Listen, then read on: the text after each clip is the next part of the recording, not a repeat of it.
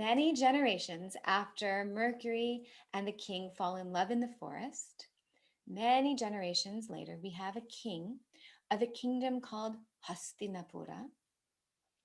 And this king's name is Shantanu. And Shantanu falls in love with Ganga Devi, the Devi of the river Ganga. And what had happened is, in fact, both of them, King Shantanu and Ganga Devi, in a previous life, had met in a celestial abode, and they had shared an inappropriate glance.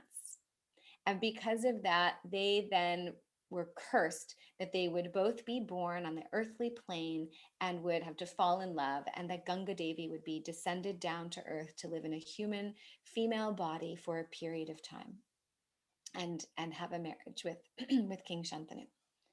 And so they're born again. They see each other and they fall in love. And King Shantanu um, begs Ganga Devi to marry him. And she agrees, contingent on a promise. She says, I'll marry you, but you have to agree that you will never question my actions, no matter what they are.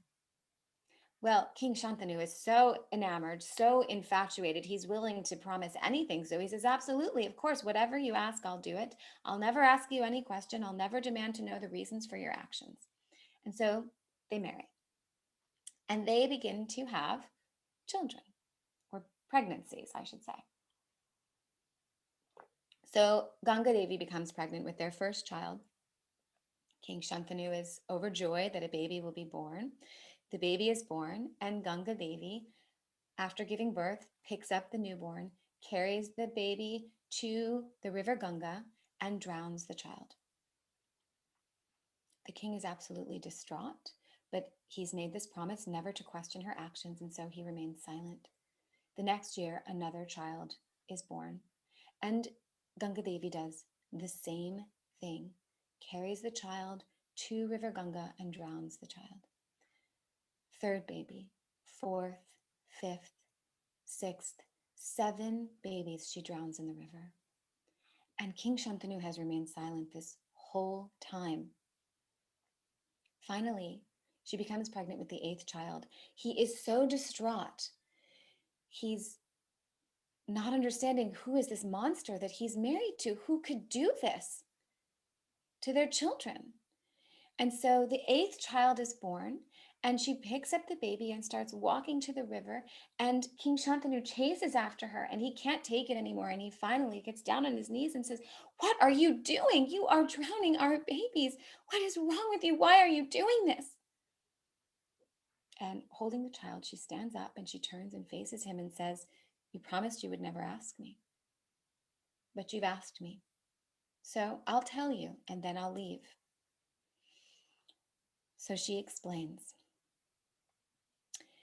that there were 8 souls, 8 vasus. These are celestial beings, and they're in the form of children in a celestial abode. And these 8 vasus, these 8 celestial beings, they had been troublemakers, and they were harassing a rishi, a sage.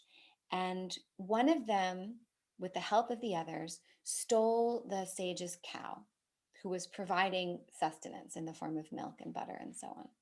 So the sage became enraged at this and cursed those 8 souls that they would be born in human form and have to live a life on earth. 7 of the 8 vasus were full of remorse and regret, and they apologized for their actions and they begged to be released from the curse.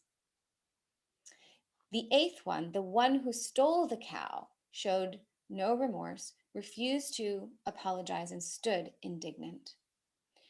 And so the sage said, I will mitigate the curse. So I can't change it. What's done is done. You cannot change a reaction once the action has taken place, but you can soften it. And so he said, I will lay another blessing on you, that the 7 of you who have apologized and shown remorse for your actions and have learned a lesson, you will have to be born, but I will give Ganga Devi the task of releasing your soul as soon as you're born. However, the 8th one, you will have to live out that life on earth.